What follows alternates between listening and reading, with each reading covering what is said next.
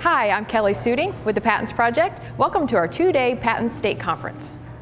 Here with Lori Carmichael Howell. We did a session for us this morning that I'm hoping you can tell us a little bit about, called Multisensory Strategies for Expanding Oral Language and Writing Skills. Yes. So quite the title. Tell us about it.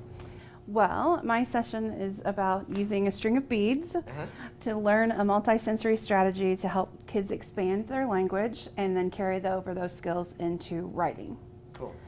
So the way that it's multisensory is that it combines visual, because it's a very pretty color set of beads, and each bead has a certain meaning that the kids then can learn an auditory chant to help them remember the skill. And then it's tactile or kinesthetic, because as they do it, they can move the beads along the string. And it works on defining words, so teaching kids a strategy for defining words so that each bead has a color that they need to remember for the definition. So green group, blue dew, white, what does it look like?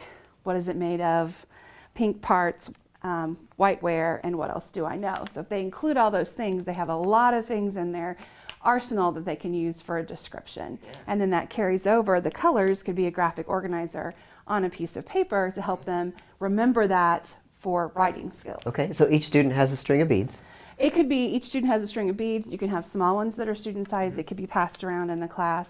And then the colors can be used on paper. They can be used displayed in the class. For little kids, it can be a caterpillar, so they can remember it has a name and it's a caterpillar.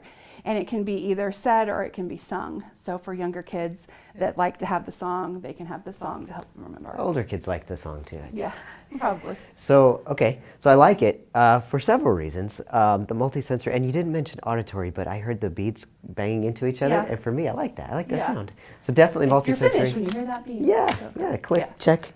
I also like that it's low-tech.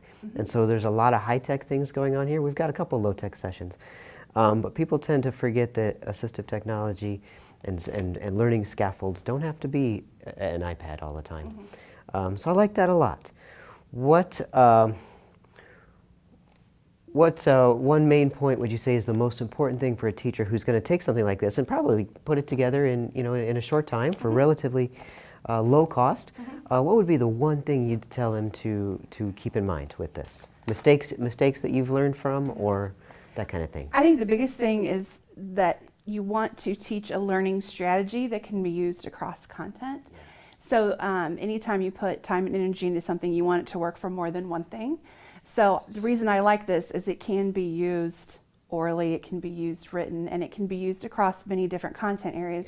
It can be used in preschool to learn the theme of the week. It can be used in middle school to write a biography. But the same basic strategy is used across those. So just making something and having it have a multiple purpose.